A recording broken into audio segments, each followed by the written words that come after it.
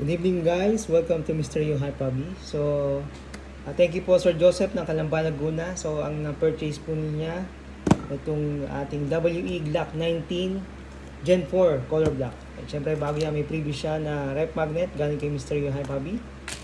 And then kay kasama siyang 12 kg pop dino green gas.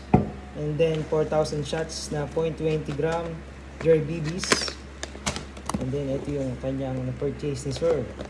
So ito po ay airsoft dash blowback pistol. It's a toy only. Ayan, ito yung WE Glock 19 Gen 4 color black. So ang Gen 3 wala siyang backstrap. Ang Gen 4 meron. Tsaka Gen 5. At syempre may kasama siyang manual, owner's manual. And then safety procedure. Yan. So, kailangan natin ng eye protection bago gamitin ang airsoft for safety sa ating mga mata. So, ito po yung magazine. Magazine capacity, 14 rounds. 15 rounds. So, pagka may gas, matigas yung kanyang outer ball. Ibig sabihin, may gas po yung magazine. Yan. So, bago itago yung unit, syempre ang nagpapabuhay sa airsoft is yung magazine. No? Ayan. So, dito po naglalagay ng gas sa inlet valve.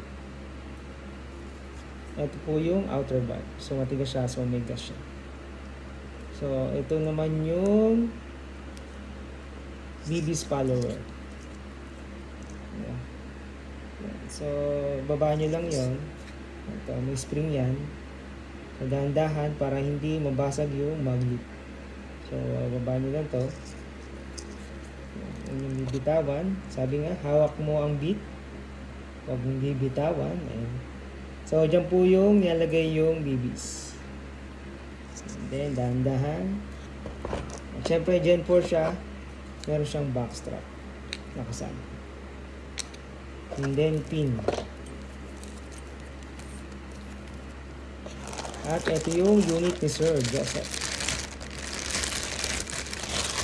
So, always trigger finger out. Toy only. Airsoft gas blowback pistol. So, dito yun.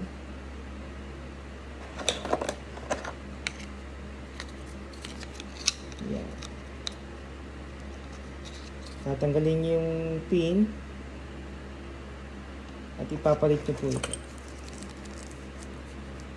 Para sa backstrap. Once na malaki yung inyong kamay, yun po. Ilalagay po kayo ng backstrap. Pero kung sakto lang, yan. So, konting review lang po tayo ng ating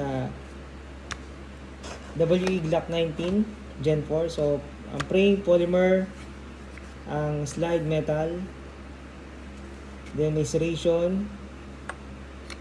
So, naka-enlarge magazine release na po yan.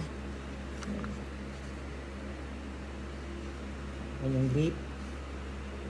Okay. At yung safety niya, pag binaba nyo yan, safe yan. Kasi wala siyang hammer talaga, ang mga Glock. And then, nakapix yung kanyang front and rear sight. Ayan. Then, meron siyang railings. Ready for attachment for laser and flashlight. Ayan.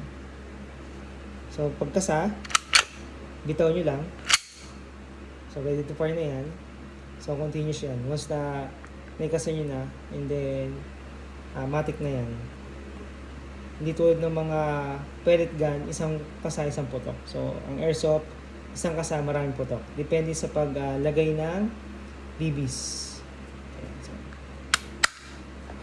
Okay, so paglagay ng magazine, so dapat may clicking sound.